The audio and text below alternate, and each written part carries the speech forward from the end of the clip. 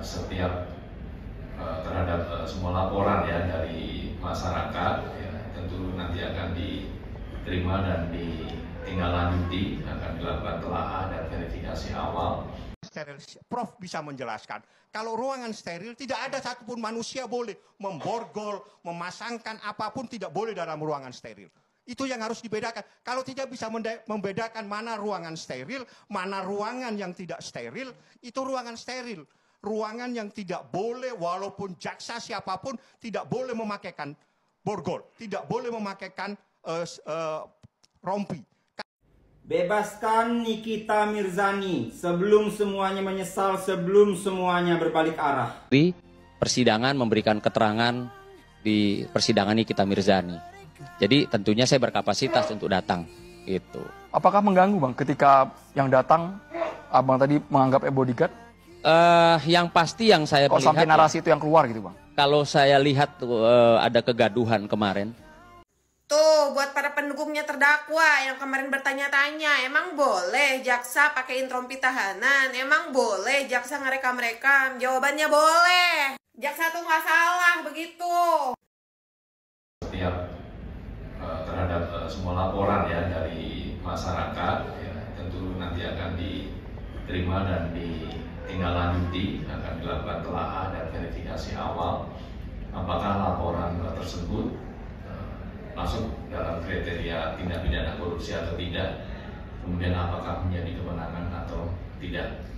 Namun demikian, laporan pengaduan masyarakat sifatnya dikecualikan, artinya KPK tidak bisa memberikan konfirmasi diterima atau tidak, kemudian proses dan hasil dari telaah dan verifikasinya itu seperti apa, itu juga KPK tidak bisa menyampaikan kepada publik. Namun sebagai bentuk transparansi dan akuntabilitas terhadap tindak lanjut dari setiap laporan yang diterima, maka KPK akan menyampaikan update-nya kepada pihak pelapor saja, ya, hanya menyampaikan kepada pihak pelapor saja. Nanti untuk yang melaporkan itu dari kuasa hukum Nikita Mirzani, kami tidak bisa menyampaikan karena memang sedari awal kita sudah tutup informasi itu, artinya untuk menjaga kerahasiaan, menjaga keamanan pihak pelapor sekaligus materi pelaporannya. Nah, tapi tentu nanti materi laporannya kita akan cek, kita akan telah apakah informasi yang disampaikan itu betul, valid, gitu ya. Nanti akan ditelaah dan diverifikasi, dan apapun hasilnya nanti pasti akan disampaikan kepada pihak pelapor. Bebaskan Nikita Mirzani sebelum semuanya menyesal, sebelum semuanya berbalik arah. Karena semua orang masyarakat, seluruh masyarakat Indonesia, bahkan sampai ke Senayan, bahkan sampai ke negara tetangga, sudah tahu dengan kasus Nikita Mirzani. Ini hanya kasus pencemaran nama baik. Kenapa harus dipenjara dulu Nikita Mirzani? Harus serumit ini. Nikita Mirzani bukan koruptor terbesar di negara Indonesia, ya. Nikita Mirzani bukan teroris terbesar di seluruh negara, ya. Nikita Mirzani bukanlah pencipta agama-agama Islam atau agama apa yang lain, entah kesetanannya, bukan. Ya, kenapa sampai dia dikriminalisasi seperti ini? Sedangkan masyarakat, bahkan sampai ke negara tetangga tahu, koruptor terbesar di negara Indonesia ini yang merugikan sekian ratus triliun, sekian ratus miliar, tidak seperti Nikita Mirzani. Ini hanya pencemaran nama baik. Kenapa sampai seperti ini? Ini penuh dengan kejanggalan ini, kasus ini. Dan satu lagi, JPU yang menangani Nikita Mirzani itu tolong diusut, ya. Di mana dia bekerja tidak sesuai, tidak pada norma-norma layaknya sebagai JPU. Dia melakukan tindakan kekerasan di situ, memaksa Nikita Mirzani. Di mana dia melakukan bertanya orang belum menjawab, dia udah ngalihkan pertanyaan. Ngapain kalian hadiri saksi sih? Kalau nggak berfungsi ya saksi itu, bertanya orang belum menjawab kok udah dialihkan pertanyaan yang lain. Di mana dia harus merekam sementara dia tahu itu dilarang. Kode etik sebagai JPU. Tolong tes urin sekalian itu JPU. Ada something kayaknya dia itu. Di mana hak-haknya Nikita Mirzani untuk meminta diputar rekaman tersebut. Dia penuhi berapa kali Nikita Mirzani meminta. Dan kepada Bapak Hakim yang mulia, Anda dipanggil sebagai mulia, seharusnya Anda berada di tengah, bukan di kiri kanan, ya. Anda berada di tengah. Namanya mulia itu dinamakan pengadilan karena orang mencari keadilan. Artinya disembah sebagai mulia menentukan siapa yang benar, siapa yang salah. Meninggalkan ruang sidang tanpa alasan apa-apa. Jangan sampai semuanya berbalik arah, ya. Tidak mungkin serumit ini kasus Nikita Mirzani kalau hanya satu, hanya Reza Gladys. Bukan hanya Reza Gladys aja ini saya yakin dari sekian banyak musuh Nikita Mirzani menyatu dalam namanya Reza Gladys untuk membicarakan Nikita Mirzani. Karena ini tidak sesuai sama sekali kasusnya.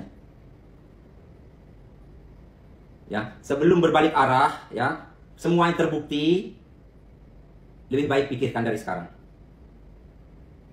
Saya bukan dibayar Nikita Mirzani. Saya tidak mengenal siapa Nikita Mirzani. Tapi saya sebagai melihat daripada kasus Nikita Mirzani ini sangat, Indonesia. Tolong kepada Bapak Presiden Prabowo Subianto, Bapak Presiden kami yang kami cintai, tolong diusut Pak kasus ini Pak. Seorang Nikita Mirzani dikriminalisasi seperti ini Pak.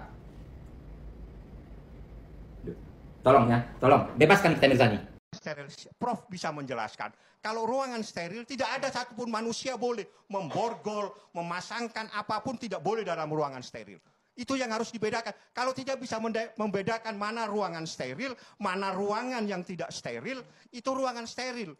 Ruangan yang tidak boleh, walaupun jaksa siapapun tidak boleh memakaikan borgol, tidak boleh memakaikan rompi.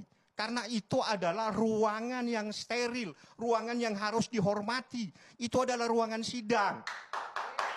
Kalau membedakan ini saja tidak bisa, kasihan masyarakat yang mendengarkan saat ini.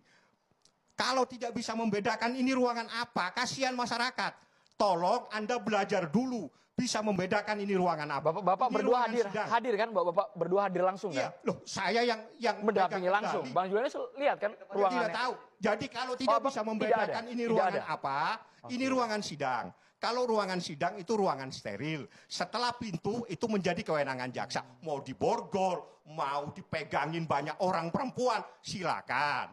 Tapi kalau masih ruangan ini adalah ruangan steril, hormati. Itu marwah pengadilan. Kendali penuh majelis hakim. Kendali penuh majelis hakim. Ruangan sidang. Okay. Itu ruang sidang. Kalau ruang sidang, hormati. Tidak boleh macam-macam seperti ini.